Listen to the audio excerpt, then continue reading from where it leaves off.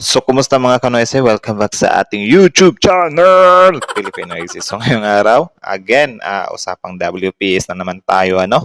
Paulit-ulit kasi hindi naman din natatapos ang usaping ito. So, mula kay Melvs Castle, meron itong pamagat na iyak China, praning na, China Coast Guard na duduwag na, water cannon di ginamit. Ito pala dahilan. Nako, bakit kaya di ginamit, men? So, yan yung malalaman natin ngayon.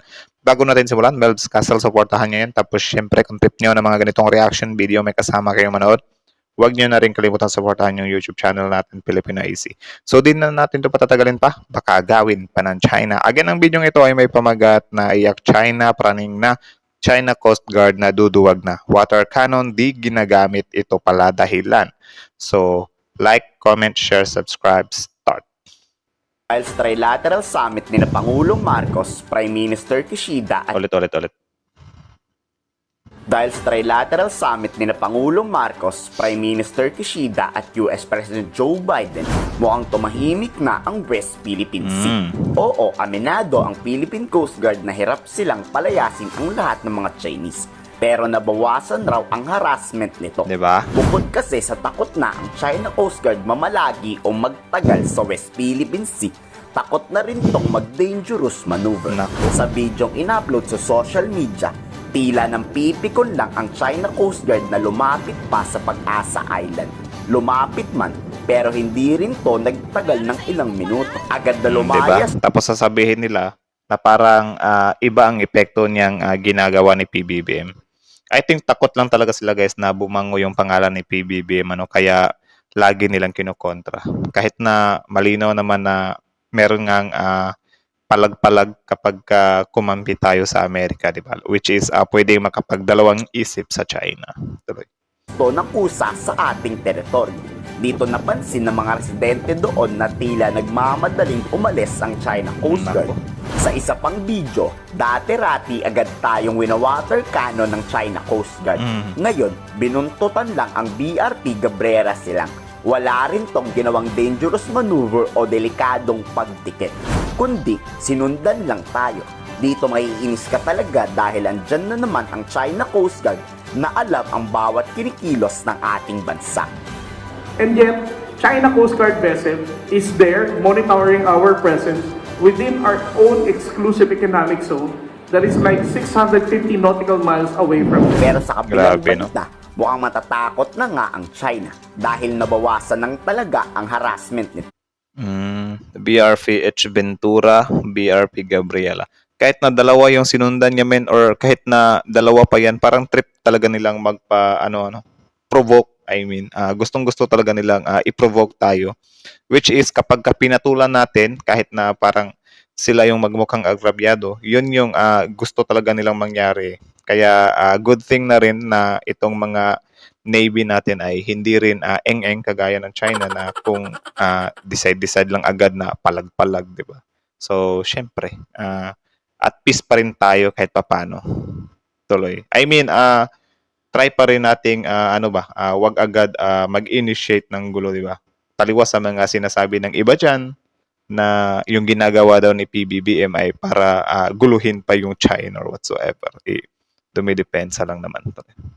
Di katulad nung nakaraang linggo, hinaras ang survey team ng Pilipinas sa pamamagitan ng paglipad ng helicopter sa itaas nila. Grabe, no? Nag-i-stop yung Namria vessel, titigil din yung Coast Guard, titigil din yung shadowing ng China. So, there is no interference, there is no standoff, there is nothing. No? It is just a normal day at the West Philippine Sea. Lahat Diba? ng aksyon ng Pilipinas ay tinututulan ng Chinese Foreign Ministry. Pero sa susunod na balitang to ay mas lalong maiinis ang China. Nako. Naalala So, maiinis daw yung China dito, men. So, excited na ba kayo makita to? Kasi ito rin yung gusto nyo, di ba?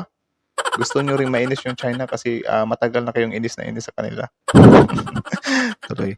nyo ba noong anunsyo ng Pentagon nakaraang linggo na magde-deploy ng medium-range ballistic missile ang US dito sa ating bansa? Nandito na ngayon sa Pilipinas. Pero, hindi pa tukoy kung permanente tong ilalagay sa EDCA sites. Gagamitin rin kasi to sa ginaganap na Salaknib Exercises 2024. Ang napakaganda lang dito, kung sakaling maglunsad ang China ng pag-atake, may sagot agad tayong missile attack laban sa kanila. Grabe, no? Kinumpirma Parang ano lang din siya, men. Same lang din siya sa nangyari sa Iran at Israel na nakahanda na lang yung Israel. Kaya kahit anytime na atake yung Iran ay parang na-intercept nila ba or naka-counter nila or na-shield nila. na rin ng Armed Forces of the Philippines na nasa Pilipinas na to noong pang April 11, 2024. Narito ang sample ng paggamit ng Tomahawk cross missile ng US. Grabe. Parang tumambling eh. Dumadami na rin ang Filipino fisherman na nangingisda sa Baho de Masinloc. Ang ikinatutuwa ngayon ng Philippine Coast Guard, walang nararanasang pangharas mula sa Chinese Maritime Militia. Tapos sasabihin nila, tayo lang daw yung kawawa. Tingnan nyo. 'Di ba? Takot nga yung China, 'di ba? Or nagdadalawang isip na nga sila. Unlike before, na wala yung presence ng Amerika. Kayo talaga. Lalo na ngayon, may trilateral pa. Tuloy. Malayang nakakapangisda roon ang ating mga kababayan. This is the time of the year kung saan na ma-maximize sila ang pangingisda dito. That's the only reason why the Chinese fishing vessels are also increasing in the immediate vicinity ng Baho de Masinloc. So, other than that, siguro mag-worry lang tayo pag sinabi nating tumaas na ang bilang ng Chinese Coast Guard vessels dito. Nakakasawa na ang China Coast Guard Pero kayo sa tingin nyo, ano kaya ang susunod na gagawin ng China Coast Guard ba't tahimik sila ngayon? Ikomento sa baba ang inyong sagot. Siyempre, ang gagawin ng Coast Guard ngayon, ng China Coast Guard, siyempre, nagpupulong na naman sila doon. Nag-iisip na naman sila ng mga hakbang kung paano na naman palabasin na tayo yung nang po-provoke sa kanila, which is yun nga sobrang laking sakit nga natin sa ulo para sa kanila kasi nagagawa natin ng paraan yung mga pinagagagawa nila, no? Like for example, gusto nila na palagan natin sila through provocation diyan sa WPS, like hinaharang nila tayo para kung sakaling magkabanggaan, yun, parang tayo yung nagpapainit or bumubuo ng tensions, which is, inaano siya shield or dinadodge siya ng ating mga Coast Guard. Like, nilalagyan nila ng mga foam yung mga barko para lang talaga hindi magkagasgasan ba. Para hindi man sabi ng China na, oh, kita nyo binangga kami. Bale, yung Coast Guard talaga natin ay hindi nila ibinibigay yung gustong mangyari ng China.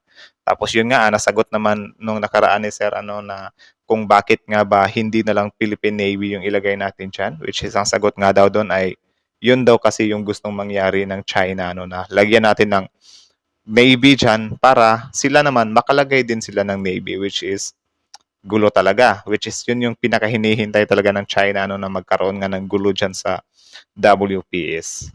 So, that time kasi, wala pa tayong gaanong solid na ugnayan between America and Japan. Kaya, yun, hindi natin sila basta-basta mapalagan ba or mga ganyan nga. Tapos ngayon, heto na. Nagawa na nga ng paraan ni Mr. PBBM na nakipag-ugnayan nga siya sa Amerika at sa Japan. So, kita nyo naman, isang magandang balita nga yun na yung mga mangingisda natin ay freely na silang nakakapaglayab, hindi pa yan hindi pa dito natatapos yung problema kasi baka nga may iba pang pinaplano yung China, di ba? Pero at least na lang ngayon na-at-ease na sila.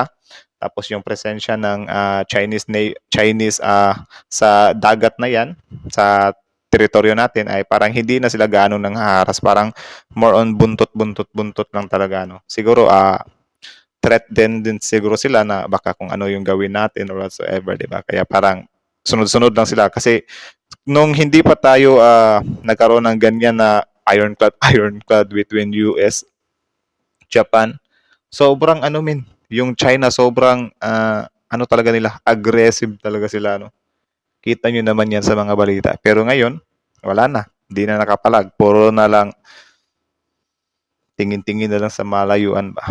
So, yun, sana nga magtuloy-tuloy na ito, at yun, tuluyan nga itong masolusyonan. Though, mahirap siya, pero siguro it takes time para masolusyonan yung problema yan dyan. Kaya yun, dasal-dasal na lang din natin.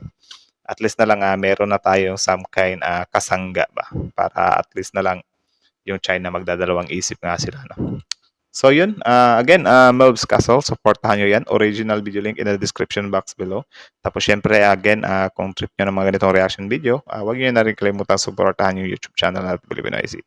So like, comment, share, subscribe. Pilipinoisy, Melv's Castle. So that's it. Thank you so much for watching.